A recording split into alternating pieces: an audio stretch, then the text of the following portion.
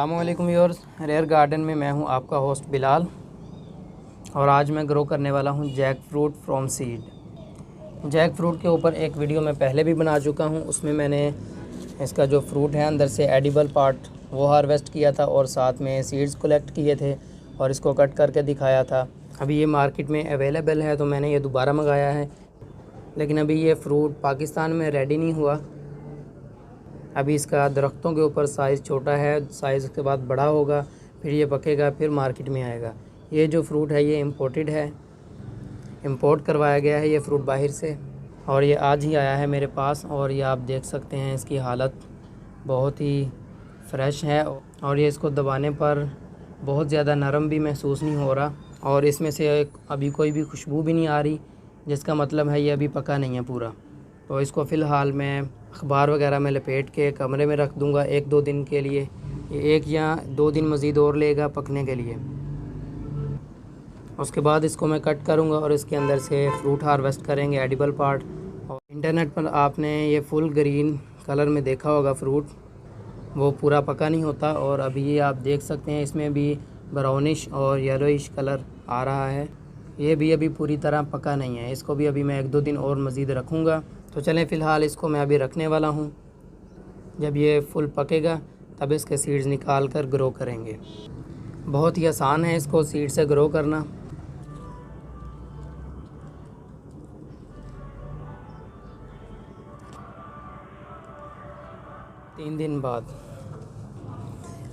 तीन दिन पहले जैक फ्रूट पकने के लिए रखा था हमने, वो पक गया और मैंने उसको निकाल के काट के उसमें से सीड्स हार्वेस्ट कर लिए ताकि हमारा टाइम बच सके। वीडियो वरना बहुत ज़्यादा लंबी हो जानी थी। इसको कट कैसे करना है और एडिबल पार्ट कौन सा है और सीड्स कैसे निकालने हैं उसका मुकम्मल तरीका एक वीडियो मैंने बनाई है, उसका लिंक मैं डिस्क्रिप्शन में दे दूँगा, आप वहाँ से चेक कर लें। फ्रूट का जो वज़न था वो तकरीबन 2 केजी के करीब था और 2 केजी के फ्रूट में से 80 से 90 सीड्स निकले हैं। जैक फ्रूट के सीड फ्रेश ही ग्रो करते हैं। अगर आप इनको ड्राई करेंगे और उसके बाद इनको लगाएंगे तो ये जर्मिनेट नहीं होंगे। इनको फ्रूट से हार्वेस्ट करने के फ़ौरन बाद आप इनको सो कर दें तो ही ये जर्मिनेट होंगे। इसको लगाने का तरीकाकार यूँ है कि सबसे पहले आपने सीड निकालने के बाद 1 रात के लिए इनको पानी में भिगो कर रख देना है। तो ये आप देख सकते हैं मैंने अपने सीड्स को भिगो दिया है रात भर के लिए। इनको पानी में 24 घंटे हो चुके हैं। इनका जो जर्मिनेशन टाइम है वो 3 हफ्तों से लेकर 8 हफ्तों तक ये ले सकते हैं जर्मिनेट होने के लिए। इसके लिए जो सॉइल मिक्सचर है वो 2 तरह का मैं यूज़ कर रहा हूँ। एक सिंपल भल मिट्टी यूज़ की है मैंने, इसमें और कोई चीज़ ऐड नहीं की। और इसके अलावा पीट मॉस यूज़ करनी थी मैंने, लेकिन मेरे पास मिक्सचर पड़ा हुआ था पीट मॉस, कोकोपीट और परलाइट का। ड्रैगन फ्रूट के लिए मैंने बनाया था तो यही मेरे पास पड़ा था, अभी मैं यही यूज़ कर रहा हूँ। सिंपल आप पीट मॉस भी यूज़ कर लें, कोई मसला नहीं है, लेकिन इसमें और कोई फर्टिलाइज़र आपने ऐड नहीं करना। बात करें इसके पीएच लेवल पर तो सोइल का पीएच लेवल 6 से लेकर 7.5 तक चाहिए। इसके अलावा मिट्टी जो है आप सैंडी, लोम, क्ले वगैरह यूज़ कर सकते हैं।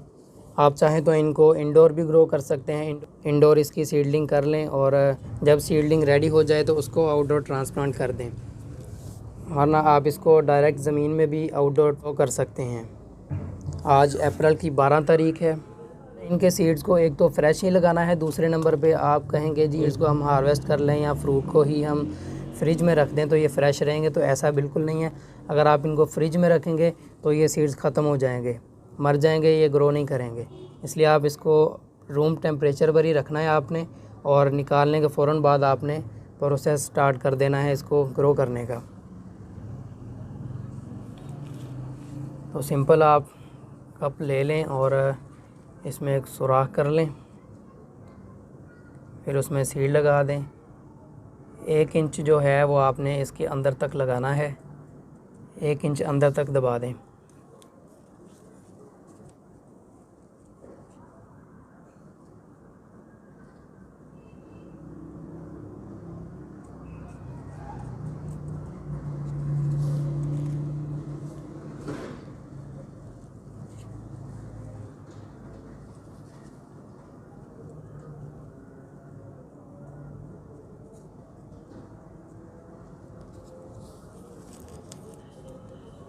और ये लें जी भल मट्टी। ओवर वाटरिंग नहीं करनी है आपने।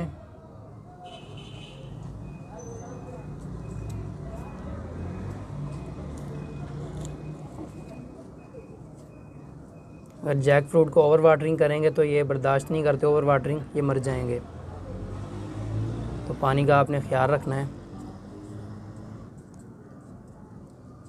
सीड्स ऊपर से थोड़ा बहुत बाहर रह भी जाए कोई मसला नहीं है, ग्रो करेगा।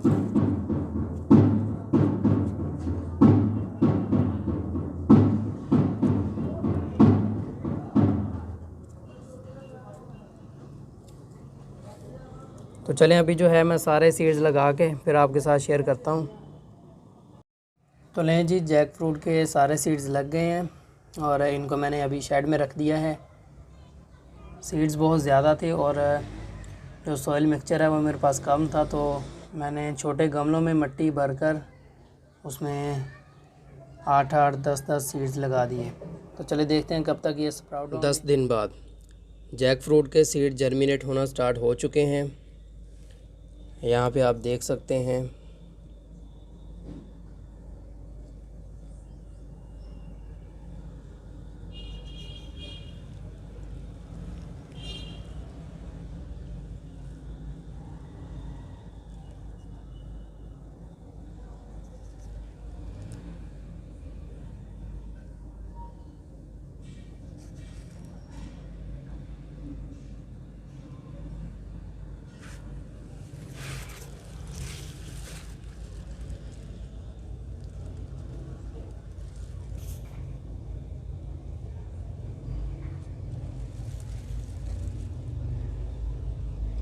बहुत सारे सीड जर्मिनेट हो गए हैं और बहुत सारे सीड जो हैं वो गल चुके हैं ओवर वाटरिंग की वजह से। जब सीड्स को लगाना है तब आपने एक मरतबा बस भर के पानी देना है। उसके बाद जब सॉइल बिल्कुल खुश्क हो जाए उसके बाद आपने इसको पानी देना है शावर के ज़रिए। वो भी भर के नहीं देना, बस मॉइस्ट रखना है आपने इनको, वरना जो सीड्स हैं वो सारे आपके गल जाएंगे। मेरे बहुत सारे सीड्स गल गए ओवर वाटरिंग की वजह से। तो आपने पानी का ख्याल रखना है, आपने ये गलती नहीं करनी, वरना सीड सारे आपके ख़राब हो जाएंगे। और यहाँ पे आपको मैं दिखाता हूँ, अभी जितने भी मेरे सीड जर्मिनेट हुए थे वो चिड़ियों ने ख़राब कर दिए। ये आप देख सकते हैं, इनको चिड़ियों ने ऊपर से खा लिया है।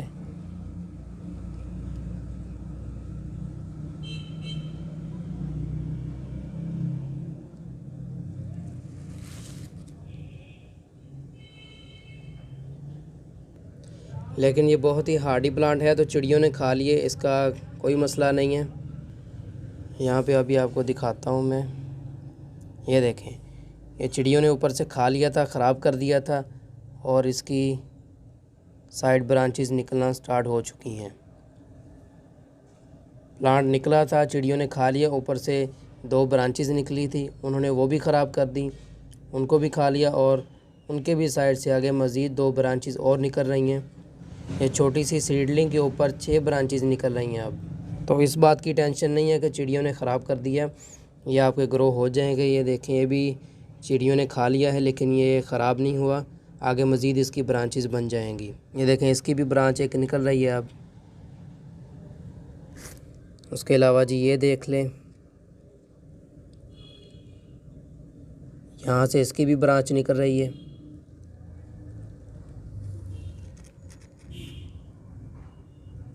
और एक ये वाला प्लांट है, ये आपको मैं दिखाता हूँ।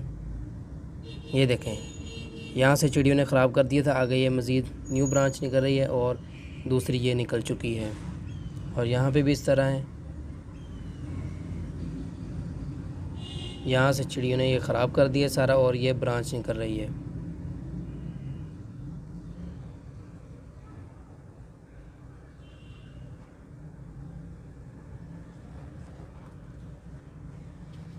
उसके अलावा कुछ सीड्स हैं अभी जो जर्मिनेट हो रहे हैं। ये सीड फट चुका है और जर्मिनेट हो गया है।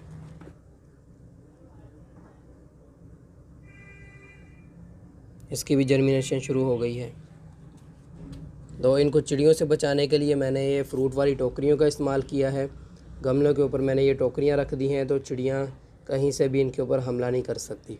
आपके पास ये टोकरियां हैं तो ठीक, वरना ग्रीन नेट का इस्तेमाल कर लें या कोई भी जालीदार कपड़ा वगैरह है तो वो आप इसके इर्द गिर्द लगा दें। ये 10 से 15 दिन का रिज़ल्ट आपके सामने है। बहुत ही आसानी से जैक फ्रूट के सीड जर्मिनेट हो गए, लेकिन ओवर वाटरिंग की वजह से बहुत सारे सीड्स ख़राब हो गए। ये जो सॉइल मिक्सचर बनाया था उसका रिज़ल्ट है। और ये देख लें, यहाँ पे भलमटी में कुछ सीड्स लगाए थे, अभी तक इनमें से कोई भी जर्मिनेट नहीं हुआ। तो भलमटी के अंदर आप सीड्स ना लगाएं तो बेहतर है। ये वाला मिक्सचर यूज़ करें और पानी का ख्याल रखें। तो यहाँ पे अभी मैं वीडियो को रोकने वाला हूँ, क्योंकि मेरे पास बहुत सारे सीड्स पड़े हैं और वो मैंने अपने फेसबुक पेज पर सेलिंग के लिए लगाने हैं, और साथ ही वहाँ पे ग्रो करने का तरीका शेयर करना है। इस वजह से अभी मैं वीडियो को रोक रहा हूँ और इसका दूसरा पार्ट बनाऊँगा जब तमाम सीड्स जर्मिनेट हो जाएंगे और ये जो ब्रांचेस निकाल रहे हैं ये बड़े हो जाएंगे और इनको बड़े पॉट्स में शिफ्ट करूँगा।